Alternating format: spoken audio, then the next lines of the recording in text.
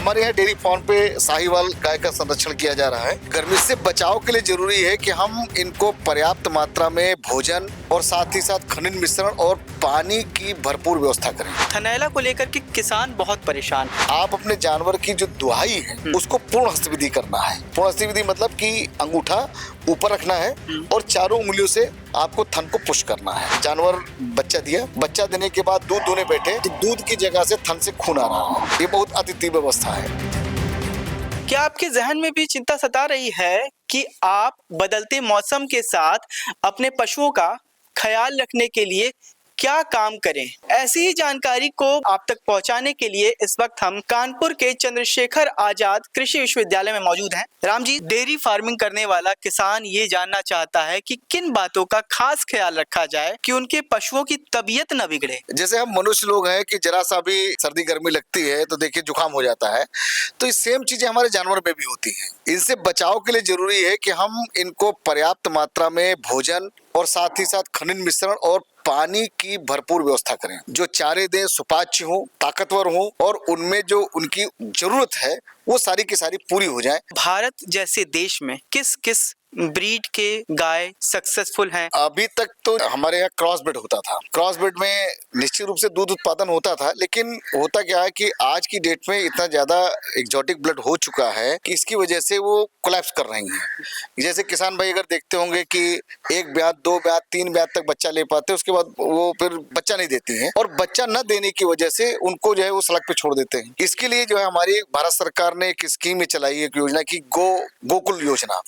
इसमें हम क्या करते हैं कि जो हमारे देसी नस्ल की इम्प्रूव्ड गाय है, जिसमें साहिवाल है, सिंधी है, गिर है, देवनी है, इनको हम जो है संरक्षित करेंगे, इनका हम पालन करेंगे और इनसे ही हम दूध उत्पादन बढ़ाएंगे।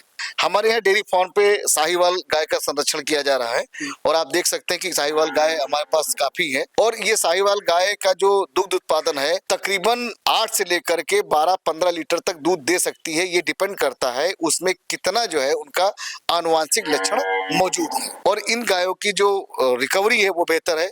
साथ ही साथ इन गायों में किसी तरह की ब्रीडिंग प्रॉब्लम है, जैसे हीट में नहीं आना, कंसीव नहीं करना, बच्चे नहीं देना समय पर, ये सारी चीजें बिल्कुल नहीं रहती हैं। और साथ ही साथ जो जलवायु गर्म हो रही है, ये गर्म जलवायु में भी रहने की आदत होती है इनको। बहुत लोग ऐसे होते हैं कि जो नए नए हैं डेयरी फार्मिंग में और उनको बहुत सारी तकनीक के बारे में नहीं जानकारी है, तो तकनीक जरा सिखाइए। पहले तो जितनी जरूरत है उतना दाना चारा देना है। दाना देने तरीका ये होता है कि अगर कोई गाय 3 लीटर दूध दे रही तो 1 किलो दाना उसको दूध उत्पादन के लिए और 1 से 1.5 किलोग्राम उसको मेंटेनेंस के लिए दाना देंगे। ये एक दिन का है। इसके बाद हरा चारा और भूसा, आजकल साइलेज का भी बड़ा चल रहा है, तो अगर साइलेज खिलाना है तो उसको हम दुहने के बाद, मतलब जिन चारों में गंध आती है या साफ सफाई के लिए हम जैसे फिनॉल का इस्तेमाल करते हैं, तो वो फिनॉल का इस्तेमाल हम दुहाई के बाद करेंगे।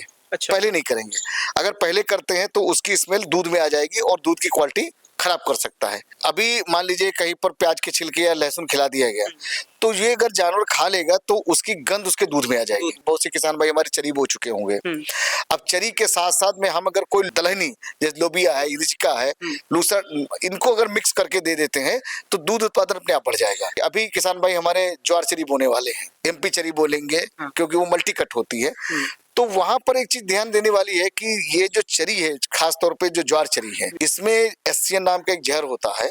तो जब तक इसको बो करके 40 से 60 दिन के पहले किसी भी हालत में जानवर को नहीं खिलाना है, क्योंकि अगर इससे पहले खिला देते हैं तो एससीएन जहर की वजह से वो जानवर के स्वास्थ्य पर बुरा प्रभाव दे सकता है, इवन उसकी डेथ भी हो सकती है। थनैला को लेकर के किसान बहुत परेशान है कि उस बीमारी का कोई तोड़ नहीं मिल रहा है, तो बीमारी होने से पहले ही किन बातों का ख्याल रखा जाए उसके बारे में जरा बता दीजिए। ऐसे समझ लीजिए कि हमारे जानवरों में जितनी भी बीमारी है, चाहे वो खुरपका हो, चाहे वो गला घोंटू हो या लंगड़िया बुखार हो, ये मेन ज्यादातर होते हैं, इन सब की वैक्सीन अवेलेबल है। लेकिन जो हमारा थनैला है इसकी अभी तक कोई वैक्सीन इजाद नहीं हो पाई है। उसका कारण क्या होता है कि जो थनैला है वो कभी बैक्टीरिया से हो जाता है, कभी वायरस से हो जाता है, कभी फंगस से हो जाता है, तो या कभी आप अपने कारण से कर लेते हैं। अब है क्या, यहाँ पर बहुत छोटी छोटी बातें हैं जिसको किसान भाई अपना करके अपने जानवर वो थनैला से बचा सकते हैं।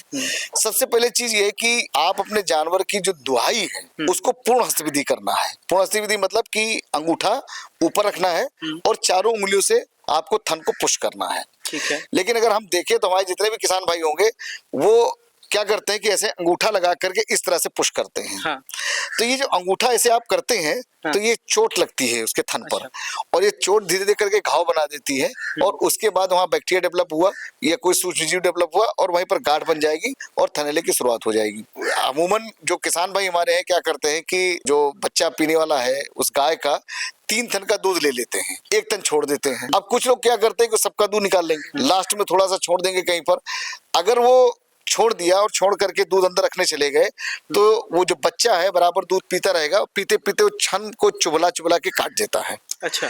और जैसे चुबला के काटेगा, दर्द की वजह से दूध नहीं निकलेगा, थनैला का समझिए इन्फेक्शन हो गया। हमारे एक प्रैक्टिस ये है कि रात भर जानवर को बांधते हैं, सवेरे सबसे पहले सानी करेंगे, पानी देंगे, चारा जब खा लेगा फिर वो दूध का दोहन करेंगे। अब दूध का जब दोहन करेंगे तो उस समय क्या होता है, जानवर चूंकि रात भर अंदर रहता है, जैसे चारा खाएगा, पानी पिएगा तो वहीं गोबर करता है, पेशाब कर देता है। किसान भाई अपना दुहाई करते हैं, दुहाई करने के बाद आप किसान भाई देखते होंगे कि वो जानवर वहीं पर बैठ जाता है। हाँ।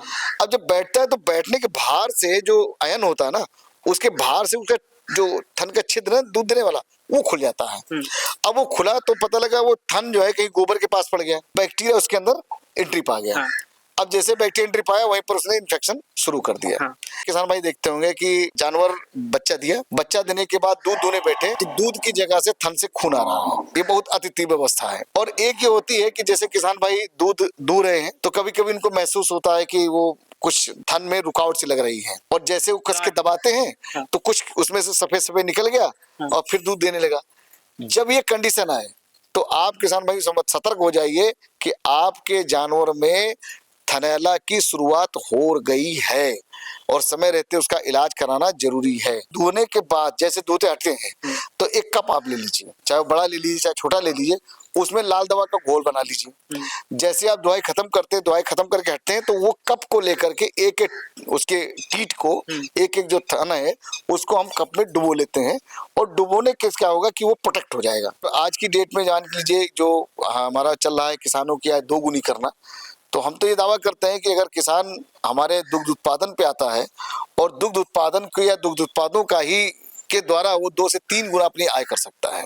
किसानों को अपनी आय 2 गुनी या 3 गुनी करनी है तो उसे कैसे डेयरी फार्मिंग की ओर आना चाहिए और किन किन तकनीकियों का इस्तेमाल करना चाहिए, खास ख्याल रखना चाहिए और वो इसे मुनाफे का सौदा बना लेगा। आयुष सिन्हा, गांव जंक्शन के लिए। गांव जंक्शन को सभी सोशल मीडिया प्लेटफॉर्म्स पर फॉलो करें।